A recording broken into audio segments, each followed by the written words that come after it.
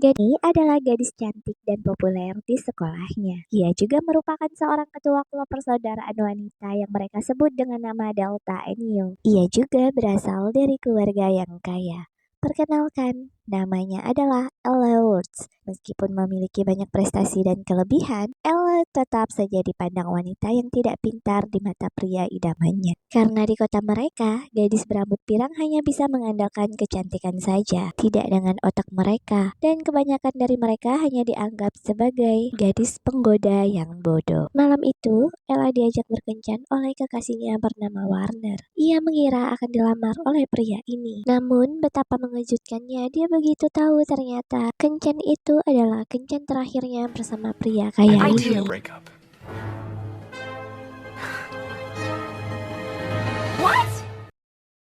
Warner memutuskan Ella karena dia disuruh oleh orang tuanya untuk lebih serius dalam menentukan karirnya. Jadi dia dimasukkan oleh kedua orang tuanya di salah satu universitas ternama yang ada di kota mereka dan mengambil jurusan hukum. Dia juga berkata tidak bisa serius melanjutkan hubungannya dengan Ella karena bagaimanapun juga kelak ia akan menikah dengan wanita yang lebih sopan dan terpelajar untuk menjadi istrinya. Hal itu membuat Ella sangat sedih. Ia lalu mengurung dirinya di dalam kamar, sembari memakan cemilan tanpa takut berat badannya akan naik. Ia dihibur oleh teman seasramanya. Mereka mengajak Ella ke salon agar ia bisa melupakan masalahnya. Di sana ia menemukan sebuah artikel tentang kakak Warner bersama tunangannya yang dulunya sama-sama mahasiswa Harvard. Ia lalu berpikir jika ia juga bersekolah di kampus yang sama dengan Warner, maka ia memiliki kesempatan untuk bisa kembali bersama Warner dan memenangkan hati orang tua Warner.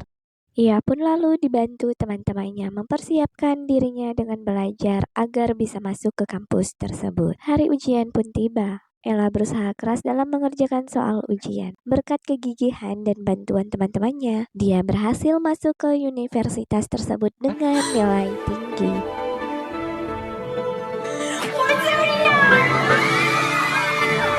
Kemudian ia mengirimkan video esai dengan berbusana pantai, membuat semua petinggi Harvard bingung dan terkejut. Bagaimana bisa gadis berambut pirang bisa masuk ke sekolah tersebut dengan nilai tinggi? Namun itulah kenyataannya, bahwa usaha tidak pernah mengkhianati hasil. Seluruh mahasiswa Harvard terkejut dengan hadirnya gadis berambut pirang ini. Jurusan hukum biasanya hanya diminati oleh orang-orang cupu dan tidak stylish.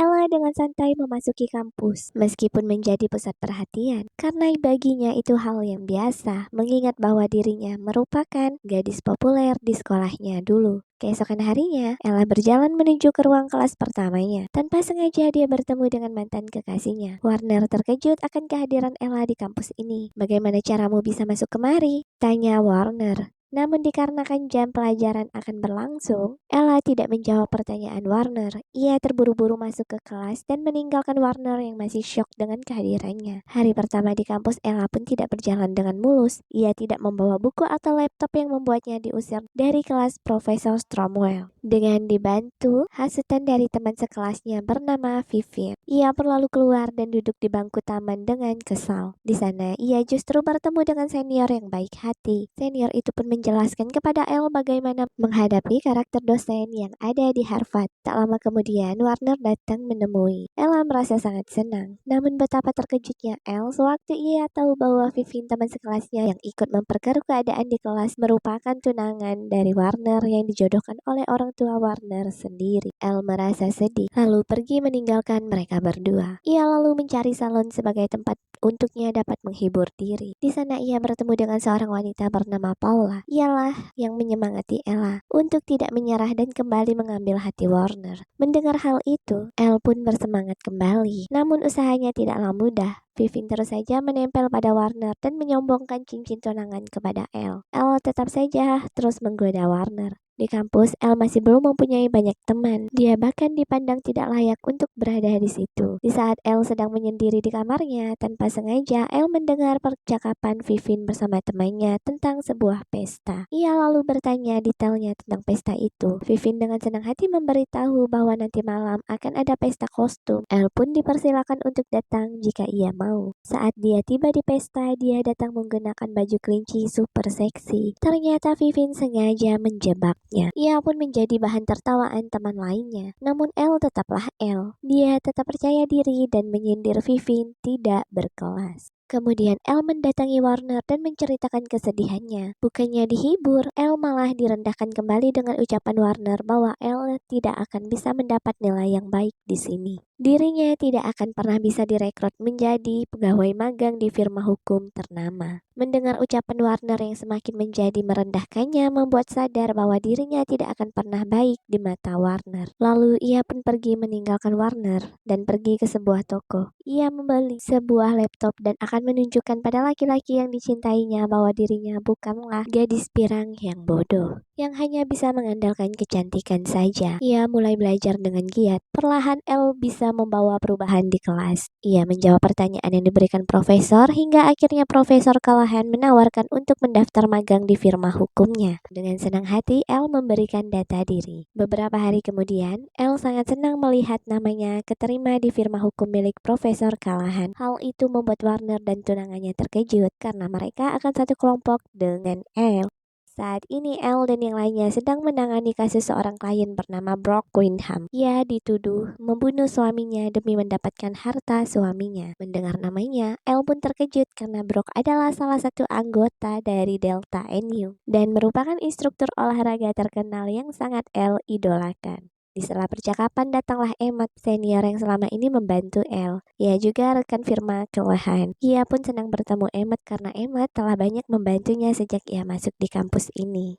Keesokan harinya, mereka semua menemui klien untuk menanyakan kronologi dan alibi dari Brock. Namun Brock tidak akan memberitahu alibinya kepada siapapun, ujarnya. Pada saat akan pulang, Brock terkejut melihat Elle, wanita berambut pirang ini akan ikut membelanya. Brock sangat senang ada gadis berambut pirang yang bisa menggunakan otaknya, bahkan menjadi pengacaranya. Ia berharap Elle bisa diandalkan. Kembali esok harinya, Elle mengunjungi Brock sembari membawa perlengkapan skincare yang bisa digunakan Brock di dalam sel. Brock sangat senang akan hadiah yang dibawa Elle. Kembali Elle menanyakan Brock apa yang dilakukannya pada saat kejadian. Brock masih bersikeras tidak ingin memberitahu, namun Elle terus meyakininya bahwa dia bisa memegang rahasia Brock. Dengan air mata, Brock pun memberitahukan alibinya. Pada saat kejadian, Brock sedang melakukan sedot lemak yang membuat kedua sama-sama berteriak. Hal itu merupakan aib jika diketahui oleh banyak penggemar Brock. Dikenal sebagai pemandu olahraga yang memiliki postur tubuh yang bagus serta menjaga pola makan dengan baik. Dia berharap Elle bisa menjaga rahasia ini. Elle pun meyakini Brock akan menjaga rahasianya ini. Saat berada di kantor, kembali profesor menanyakan kepada Elle apakah dia sudah mendapatkan alibinya. Elle pun menjawab sudah, namun ia tak dapat mengatakannya karena sudah berjanji kepada Brock akan merahasiakannya. Hal itu membuat profesor geram.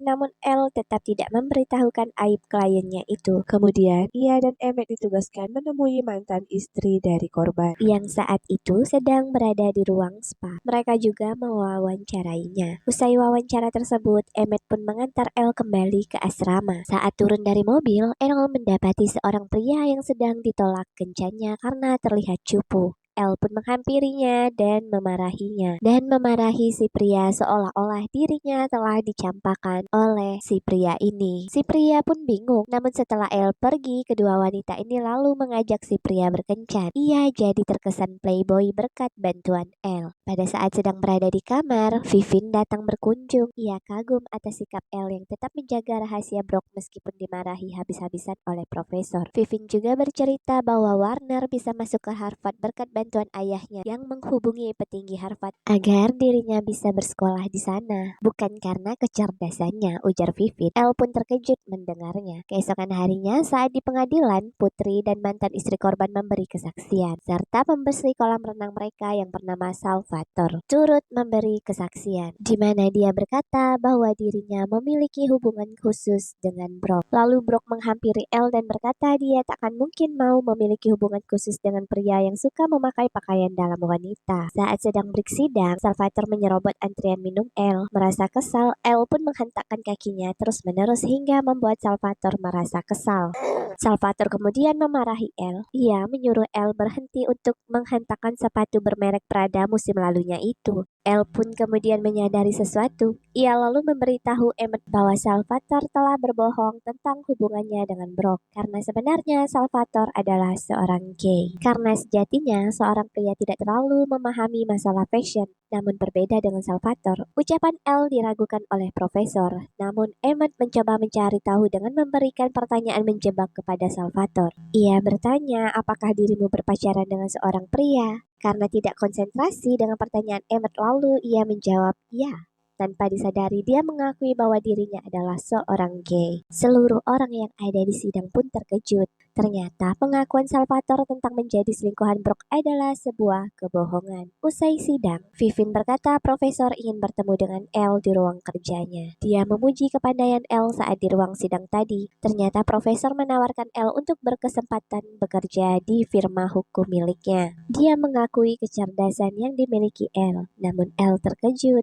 ketika profesor mulai ingin melecehkannya. L sangat kecewa dengan sikap profesor itu. Ia lalu pergi meninggalkan ruangan dengan sedih. Saat itu dirinya berpapasan dengan Vivin. Vivin ternyata melihat kejadian itu dan mengira bahwa L selama ini ada main dengan profesor. Vivin kembali mencecar L tanpa tahu kebenarannya. L semakin sedih. Lalu ia berpamitan kepada Emmett dan berkata ingin mengundurkan diri dari firma ini. Profesor ternyata menerima L karena penampilan L bukan kecerdasannya, ujar L. Lalu ia ke salon dan menceritakan semua kejadiannya kepada Paula. Ia juga berpamitan bahwa dirinya akan berhenti bersekolah. Namun tak disadari L, pada saat itu Profesor Stromwells juga sedang melakukan perawatan. Ia lalu memberikan saran dan semangat kepada L yang saat itu sudah putus asa. Jangan biarkan sebuah kesalahan kecil menghancurkan hidupmu, ujarnya. Keesokan harinya, Vivin dan Emmett pergi menemui Brock.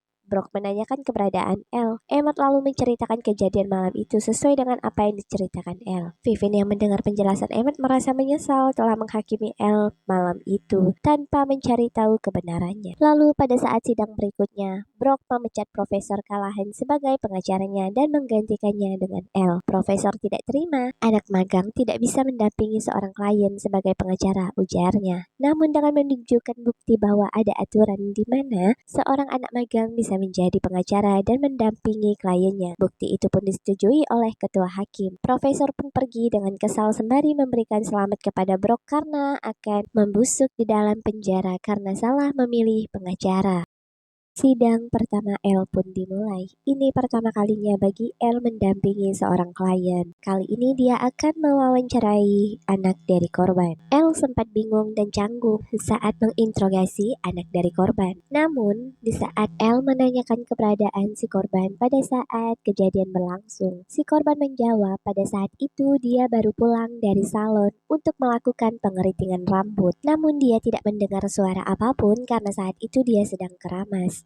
Disitulah L menemukan sebuah kejanggalan. Lalu dia bertanya kembali, apakah ini pertama kalinya bagi sang anak melakukan pengeritingan rambut? Sang anak pun menjawab, dia sudah sangat sering melakukannya. Bagaimana bisa dia pulang ke rumah dan langsung berkeramas? Padahal dia tahu aturan utama dalam pengeritingan rambut tidak boleh membasahinya karena akan membuat treatment tersebut gagal. Sang anak pun terdiam. L pun lalu mencecar pertanyaan lainnya yang membuat sang anak tak dapat berkata-kata. Dan pada akhirnya dia mengakui bahwa dirinya lah yang telah menembak sang ayah.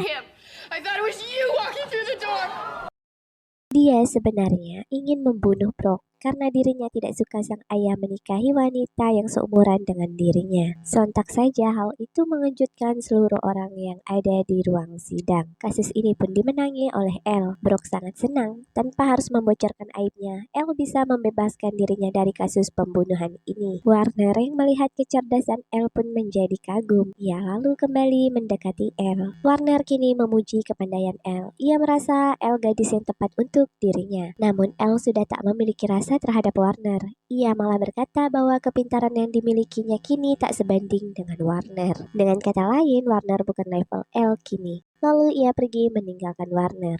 2 tahun berlalu. Elle kini telah lulus. Ia terpilih menjadi pembicara pada saat kelulusan. Singkat cerita, Vivin kini sudah tak memiliki hubungan dengan Warner. Namun kini ia bersahabat dengan Elle, dan Elle kini berpacaran dengan senior baiknya yaitu Emmett. Warner hanya bisa menyesali perbuatannya. Film pun selesai. Begitu banyak pelajaran yang bisa kita ambil dari film ini. Bisakah kalian bantu menyebutkannya?